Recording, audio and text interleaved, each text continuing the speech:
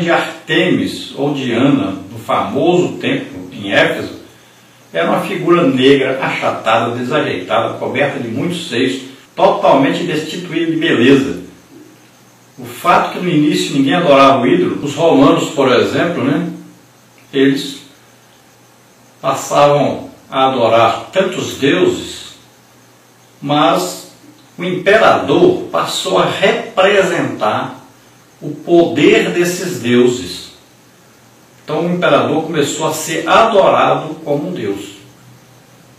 Então olha só que os grandes líderes das nações naquela época, como por exemplo Nabucodonosor, então eles queriam que eles fossem adorados como deuses.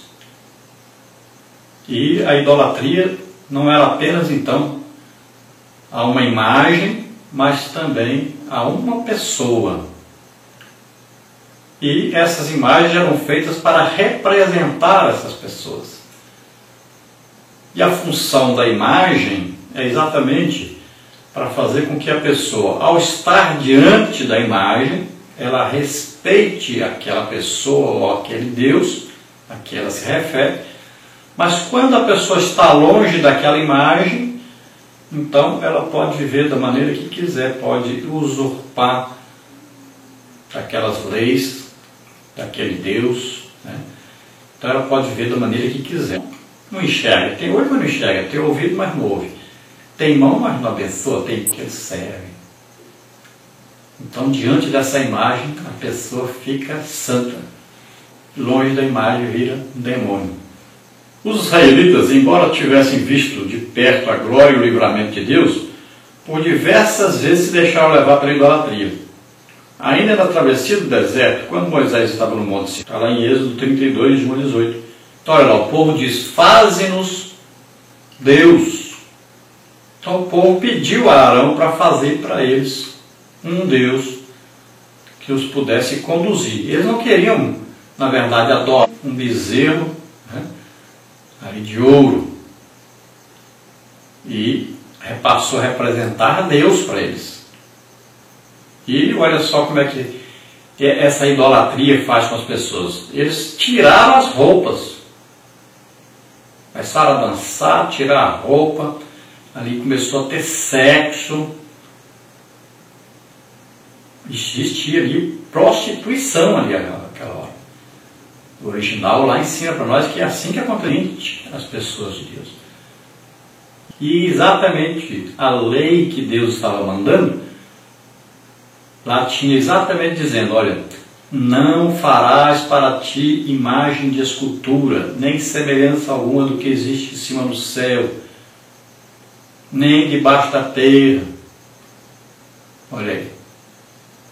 E Deus previne, eu sou Deus que visito a iniquidade dos pais nos filhos até a terceira e quarta geração daqueles que me aborrecem. Então a idolatria pode levar toda uma família e todos os seus descendentes à maldição. No primeiro mandamento ele fala, amarás o teu Deus sobre todas as coisas. E aí, na segunda coisa que ele vai falar, ele já fala sobre as imagens.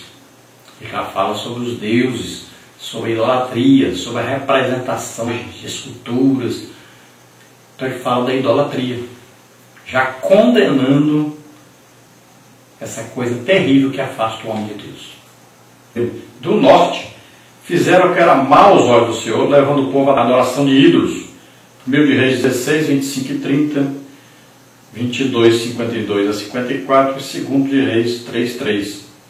Jeroboão fundou um sistema religioso idólatra, mandando fazer 2 bezerros de ouro, institucionalizando a idolatria em Israel. 1 de Reis 12, 26 a 33. Então quem começou realmente a idolatria no reinado de Israel foi exatamente o Salomão, devido às suas muitas esposas que o fizeram adorar os seus muitos deuses. E daí para frente começou a ter uma idolatria terrível. Quando as tribos se dividiram, ficaram as 2 tribos do sul e as outras 10 tribos do norte. Essas 10 tribos do norte viveram todo o tempo em idolatria. se corromperam totalmente. E esses outros que governaram também estavam comprometidos de todas as maneiras. Mandou os profetas falarem, condenarem. Também o reino do sul entrou na idolatria. Deus condenou, avisou, fez de tudo. Mas eles não se arrependeram, não mudaram, até que todos foram levados cativos.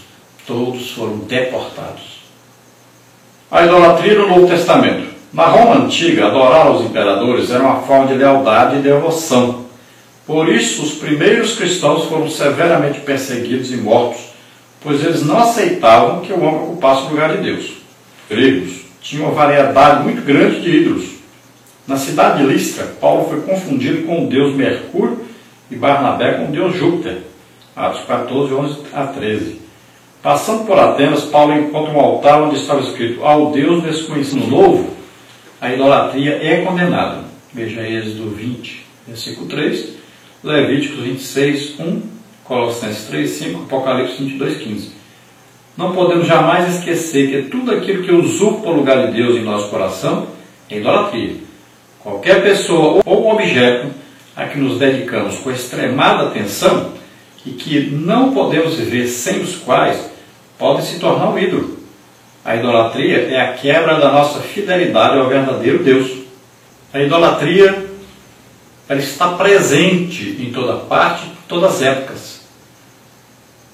No Antigo Testamento, por exemplo, essa adoração a Maria que existe hoje, já existia uma adoração a uma deusa do céu.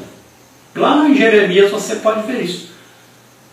No estudo que nós fizemos sobre Mariolatria, né, que nós estudamos já sobre isso, uma deusa, já existia no Antigo Testamento. Antes de Maria nascer, antes de Maria existir, já existia esse princípio, que é um princípio que? Feminista. As mulheres queriam ter uma representante no céu. Vem então Jesus nascer através de uma mulher na terra. A tria rainha do céu que existia no Antigo Testamento, botaram a Maria no lugar, deu certinho para eles. Então continuaram a idolatria a uma rainha no céu, né? No caso agora Maria, que deu à luz Jesus, né? Aí, para eles defenderem isso, eles têm que inventar um punhado de coisa. Não existe na Bíblia lugar nenhum dizendo que Maria ressuscitou. Não existe lugar na Bíblia. Não existe nada, mas eles vão dar um jeitinho de fazer as pessoas continuarem nessa idolatria. Então, tudo que toma o lugar de Deus na nossa vida pode ser considerado uma idolatria. Nós estamos tornando aquela coisa ou aquela pessoa um ídolo para nós. Pode ser um filho, como no caso de Abraão. Pode ser um celular. O celular não nos deixa ler a Bíblia, não nos deixa estudar a palavra de Deus, não nos deixa orar. O celular nos afasta de Deus. Você não consegue viver sem seu celular? Olha só. Então, essa coisa ocupou o seu coração. Então, se tornou um ídolo na sua vida. Você não consegue fazer nada sem pensar em ganhar dinheiro? Você vai fazer um favor para alguém, você está pensando já em receber um retorno financeiro? Qualquer coisa que você vai fazer, você está esperando ganhar um dinheiro naquilo. Você, às vezes, não dorme de noite pensando em dinheiro. Olha só, pode ser que o dinheiro passou a ocupar um espaço no seu coração que está mais na mão. Você está pegando o dinheiro que é para empregar, para ganhar almas, você está pegando para você e guardando? Olha aí, o dinheiro passou a ser mais importante para você do que ganhar as almas. Então, você está adotando um Deus na sua vida, que está sendo mais importante que é o Deus verdadeiro. Então, isso é idolatria. O que significa heresia? No grego, esta palavra é aireses, significa preferência, escolha. Segundo o dicionário teológico da CPAD, podemos definir heresia como uma rejeição voluntária de um ou mais artigos da fé. Então, aí, ó, heresia, lá no dicionário Strong, essa palavra aí, ó, aireses, né, que se lê péresis, é o ato de pegar, capturar, por exemplo, atacando a cidade. É escolha, aquele que é escolhido, um grupo de homens escolhendo seus próprios princípios, né, que é uma seita, um partido. Por exemplo, partido dos saduceus, partido dos fariseus, partido dos cristãos, são dissensões originadas da diversidade de opiniões e objetivos. Segundo William Berkeley, olha aí, a palavra em português heresia é, para todos os fins práticos, uma transliteração da palavra grega aireses, em nossa língua, heresia. É uma palavra com um significado distintivamente mau, denota uma crença contrária à ortodoxia e à sã doutrina dos mestres dentro das igrejas. As advertências a respeito de mestres e líderes introduzindo heresias no meio do povo de Deus foram feitas antes por Jesus. E o Espírito Santo continuou advertindo através de Paulo. E vamos ver aí, através de Pedro, através de João, através de Judas e das cartas de Cristo às 7 igrejas. Olha aí algumas características desses falsos mestres aí. Ó. Eles se regalam nas suas próprias mistificações, tendo olhos cheios de adultério, tendo coração exercitado na avareza, seguindo pelo caminho de Balaão, fontes sem água, prometendo liberdade aos outros, mas eles são escravos da corrupção, utilizando de argumentos falsos para enganar e macular a igreja do Senhor. Precisamos de homens como Paulo, que não usavam de engano nem fraudulência, segundo Tessalonicenses 2:3. Contudo, também precisamos investir mais no ensino sistemático das Escrituras Sagradas, pois as heresias só podem ser rechaçadas pelo conhecimento bíblico. Marcos 12:24. Estamos vivendo tempos difíceis, nos quais muitas igrejas já não conservam mais a sã doutrina, sendo os crentes enganados por filosofias humanas e ensinos de demônios contrários à palavra de Deus.